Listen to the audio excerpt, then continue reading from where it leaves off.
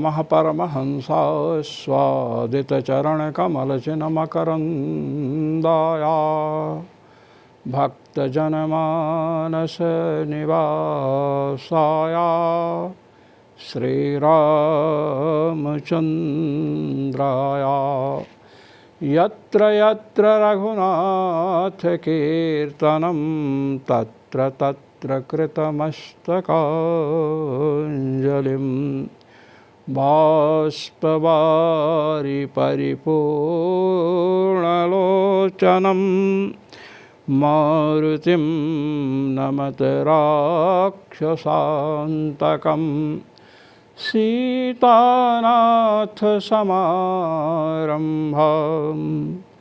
रामानन्दार्यमध्यमाम् अस्मदाचार्यपर्यन्तां वन्दे गुरुपरम्परां वन्दे गुरुपरम्परां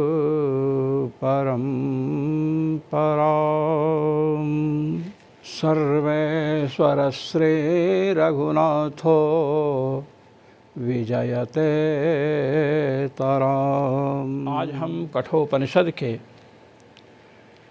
प्रथम अध्याय की प्रथम वल्ली में प्रवेश कर रहे हैं। आए उषन् हवै वाजस्रवसः सर्ववेदसं ददौ तस्य नचिकेता नाम पुत्र आस तं कुमारं सन्तं दक्षिणासु नीयमानसु श्रद्धा विवेश सो मन्यत। जो आगे ब्रह्म विद्या प्रस्तुत की जाएगी उस ब्रह्म विद्या को प्रस्तुत करने के पहले एक आख्यायिका इतिहास प्रस्तुत कर रहे हैं। उषन् हवै वाजस्रवसः सर्ववेदसं ददौ। उषन् हवै वाजस्रवसः सर्ववेदसं ददौ। उषन् माने कामयमानः, फल की इच्छा से। वाजस्रवसः सर्ववेदसं ददौ। वाज कहते हैं अन्न को। वाजम अन्नम तद्दानादि निमित्तं श्रवो अर्थात यशो यस्य सह वाजस्रवा। वाजस्रवस शब्द है। वाज कहते हैं अन्न को, अर्थात अन्न के निमित्त, अन्न के कारण जिनका श्रवस माने कीर्ति यश हुआ हो उन्हें वाजस्रवाह कहते हैं। इन्होंने अन्नदान बहुत किया है और जो अन्नदान करता है उसे कीर्ति मिलती है, यश मिलता है। तो अन्न का दान करने वाले जो वाजस्रवा ऋषि हैं उनके पुत्र को वाजस्रवस कहते हैं। वाजस्रवसो अपत्यम वाजस्रवसः।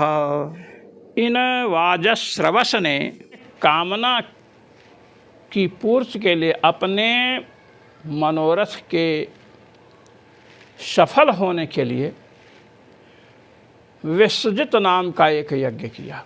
विश्वजिता यजेता स्वर्ग कामः। और उस यज्ञ में सर्ववेदसं ददौ। सर्ववेदसम यानी सर्वम वेदसम, सर्ववेदसम, संपूर्ण धन को। वेद शब्द धन का वाचक है। संपूर्ण धन को उन्होंने ददौ दत्तवान, संपूर्ण धन दे दिया। वाजस्रवस ऋषि ने विश्वजित नाम का यज्ञ किया स्वर्ग की इच्छा से, और उसमें उन्होंने अपने समस्त धन को दान कर दिया। अब बता रहे हैं तस्य नचिकेता नाम पुत्र आस। उन ऋषि के नचिकेता नाम का एक पुत्र था। तम्हा कुमारम संतम दक्षिण सुनीयमाना सुश्रद्धा विवेश। उस बालक ने देखा कि दक्षिणा में जो गायें दी गई हैं, उन गायों को देख करके पिता के हित के लिए उसके अंदर श्रद्धा जो थी वह आविष्ट हुई, अर्थात उसके अंदर श्रद्धा जगी। वह कुमार है, कुमारावस्था उसकी है, अभी विवाह के योग्य नहीं हुआ है। श्रद्धा ने आवेश क्यों किया? क्योंकि वह देख रहा है कि उसके पिताजी वृद्ध गौओं को अपने ऋत्विजों को दान में दे रहे हैं, इसलिए उसके अंदर श्रद्धा जगी और कि पिता का जो यज्ञ है यह वैगुण्यग्रस्त ना हो जाए, इसमें कमी ना आ जाए। इसलिए कह रहे हैं कैसी गायें हैं? पीतोदका जग्धतृणा दुग्धदोहा निरिन्द्रियाः आनंदा नाम ते लोकास्तांस गच्छति ता ददत्। जो गायें दी जा रही हैं पीतोदकाः, इन्होंने जल पी लिया है। तो कोई भी गाय होगी जल तो पी चुकी होगी। जग्ध तृणा, तिनकों घासों को खा चुकी हैं।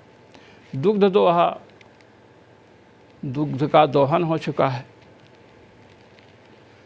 तो किसी से हम गाय लाते हैं तो एक बछड़ा या बछड़ी का जन्म हुआ तो दूध तो उसने दुहा ही है। गाय है तो जल भी पी होगी और गाय है तो घास भी खाई होगी। तो ये क्या बतलाना चाहते हैं? तो इस पर कहते हैं पीतोदका जगतृणा दुग्ध दोहा, इसके द्वारा ये नहीं बतलाया जा रहा है केवल कि जल पी चुकी हैं, घास खा चुकी हैं, उनका दूध दुहा जा चुका है। पीतोदका, ये जल पी चुकी हैं, अर्थात अब इनमें जल पीने की भी क्षमता नहीं है, इतनी कमज़ोर हैं। जगतृणा, इतनी वृद्ध गौएं हैं, इनके दांत काम नहीं कर रहे हैं, प्रस्थिल दंत हैं, इसलिए अब आगे घास भी खाने में समर्थ नहीं हो सकेंगी, ये बताया जा रहा है। दुग्ध दोहा, इनका दूध दुहा जा चुका है कि अब ये आगे दूध देने लायक भी नहीं हैं, दूध देने योग्य नहीं है। निरिंद्रियाः, इनकी इंद्रियां असमर्थ हो चुकी हैं, अर्थात पुनः प्रजनन करने में भी ये समर्थ नहीं है। आनंदानाम ते लोकास्तांस गच्छति ता ददत्। नचिकेता कह रहा है कि ऐसी गौओं का जो दान करता है, तान सा गच्छति ता ददत्, ता ददत्, ऐसी गायों को देने वाला आनंदा नाम ते लोकास्तान सा गच्छति। आनंदा माने आनंद से शून्य जो लोक हैं, ऐसे लोगों को वह प्राप्त करता है। जहाँ आनंद नहीं हो तो आनंद कहाँ नहीं है? नरक में आनंद नहीं है, अर्थात निरयगामी होता है। जो भी दान करना हो वह उपयुक्त होना चाहिए।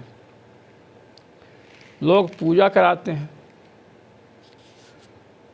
अब भगवती को साड़ी चढ़ानी है तो दुकान पर जाकर कहेंगे कि देवता वाली साड़ी दीजिए, देवता वाली सुपारी दीजिए, अर्थात जो सुपारी खाने लायक ना हो, जो साड़ी पहनने लायक ना हो, वह सब देवताओं के लिए लाते हैं। और देवता भी वैसे ही फल दे देते हैं, करते रहो शुभ कर्म। ऐसी कंजूसी, ऐसे निम्न स्तर की भावना रहेगी तो तुम्हें कोई लाभ होने वाला नहीं है। यदि हमें देवताओं के यजन में, पूजन में द्रव्य का क्रयण करना है तो हमें जाकर के उत्तम से उत्तम वस्तु लेनी चाहिए।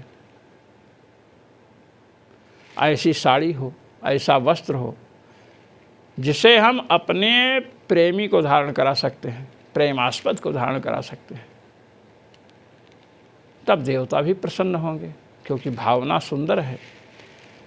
तो महाराज ऐसी गौओं का दान करने वाला आनंदा नाम ते लोकास्तान सा गच्छति। आनंदा, आनंद कहते हैं आनंद को, नानंदा आनंदा, नानंदः आनंदः येषु तेषु।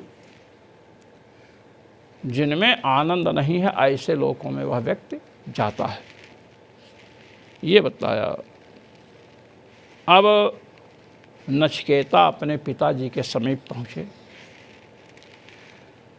और यह सोचकर पहुँचे हैं कि मुझ पुत्र के रहते यदि मेरे पिता नरकगामी हों तो हमें धिक्कार है, क्योंकि पुत्र कहलाने का अधिकारी कौन है?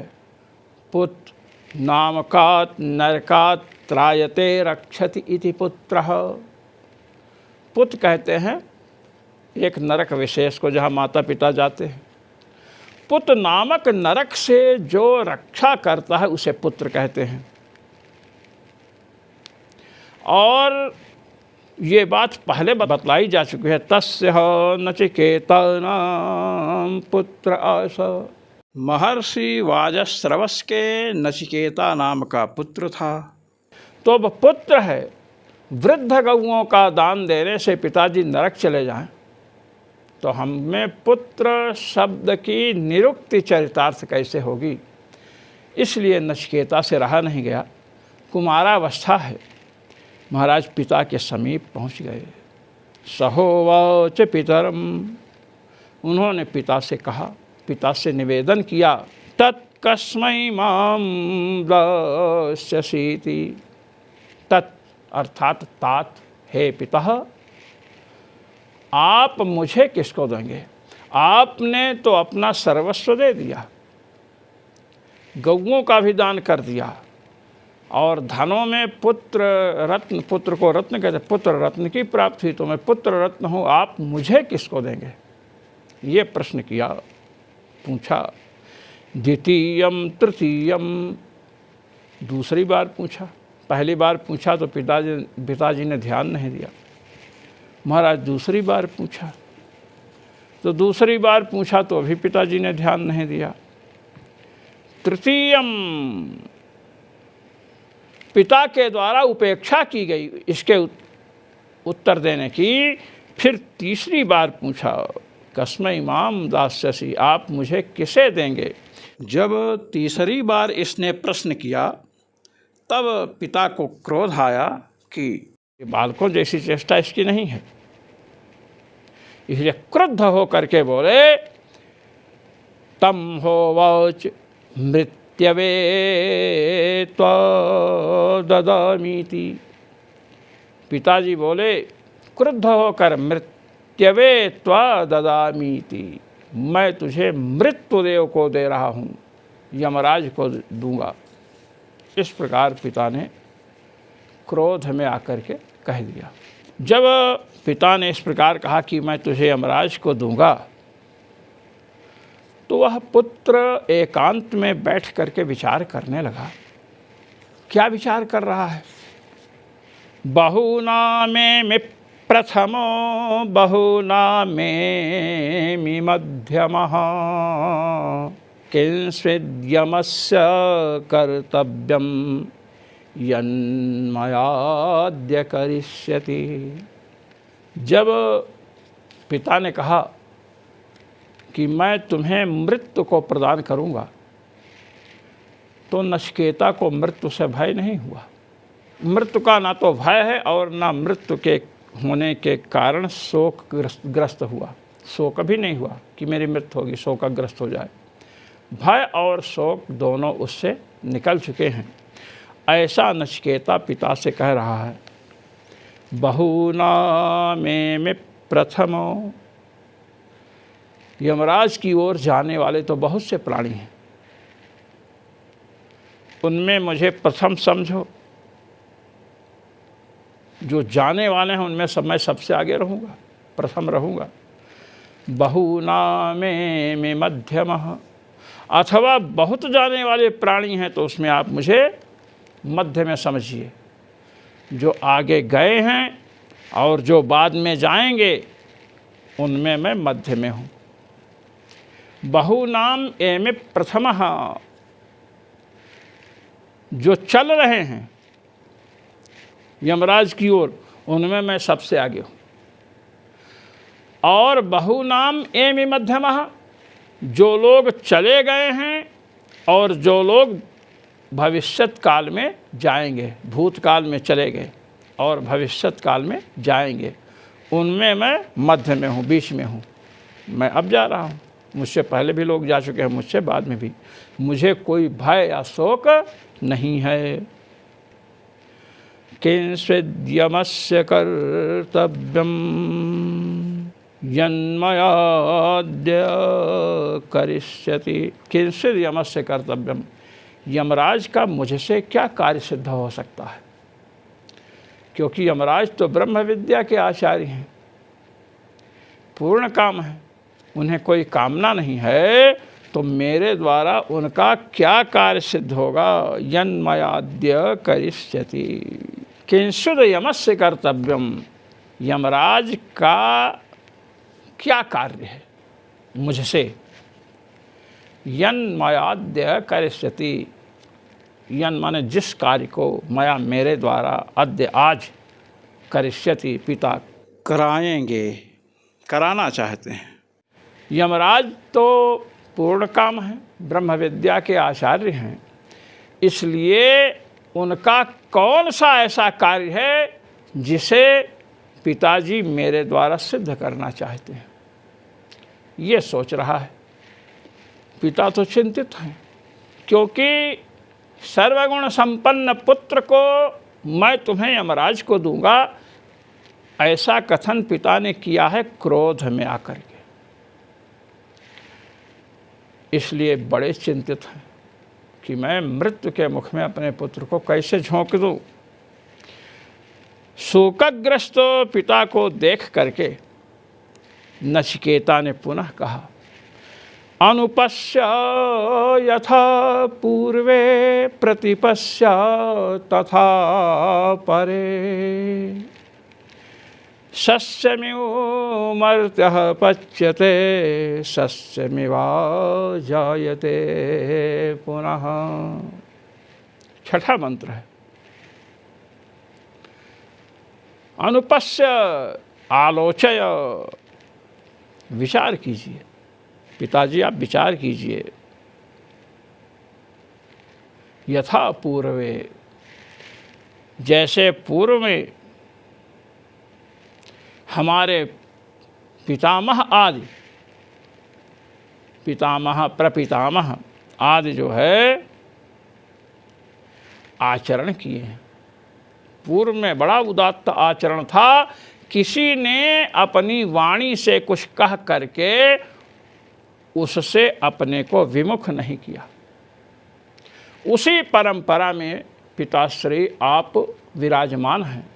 तो आपने जब कह दिया कि मैं तुम्हें यमराज को दे दूंगा, मृत्यु को दे दूंगा, तो आप पुनः दुखी हो करके अपने कथन से पीछे लौटना क्यों चाहते हैं? ये पुत्र कह रहा पिता से। जैसे भगवान राम ने दशरथ जी से कहा कि आप आज्ञा दीजिए वन जाने की, महाराज दशरथ आज्ञा नहीं दे रहे हैं। परमात्मा से प्रार्थना कर रहे हैं कि मुझे बंदी बना करके राम अयोध्या के राज सिंहासन पर बैठ जाए। नचिकेता आज भगवान श्री राम के चरित्र को प्रस्तुत कर रहा है। पिताजी आप अपने पितामह प्रपितामह इत्यादि के आचरण पर विचार करें। अनुपश्य यथा पूर्वे प्रतिपश्य तथा परे, और अपरे वर्तमान काले विराजमानाः ऋषयः यथा वर्तन्ते तथा भवद्भिः वर्तितव्यम। वर्तमान काल में बड़े बड़े ऋषि जिस सत्य का आचरण करते हैं, आपको भी उसी सत्य का आचरण करना चाहिए।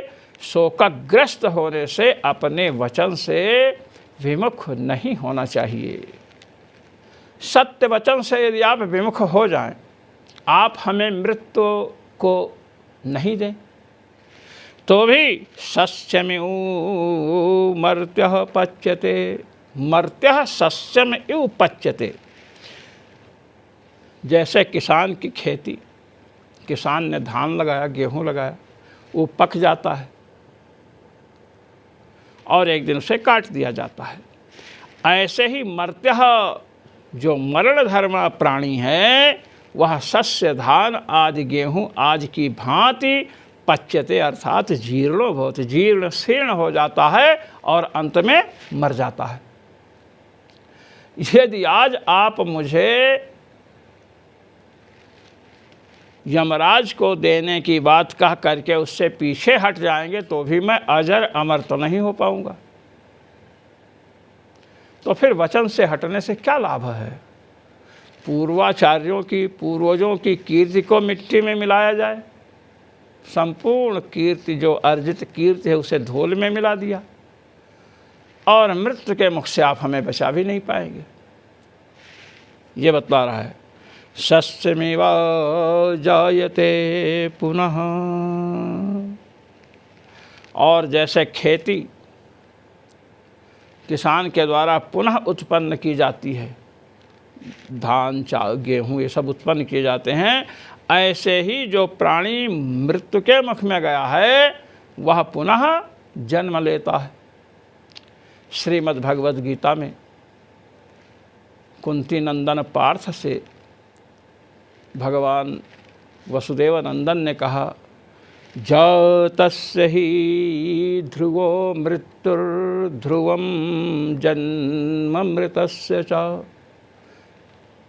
जो उत्पन्न हुआ उसकी मृत्यु सुनिश्चित है, और जो मृत्युग्रस्त होता है, उसने भक्ति इत्यादि नहीं की है, ब्रह्म विद्या नहीं प्राप्त की है, तो मृत्यु के बाद पुनर्जन्म उसका होगा।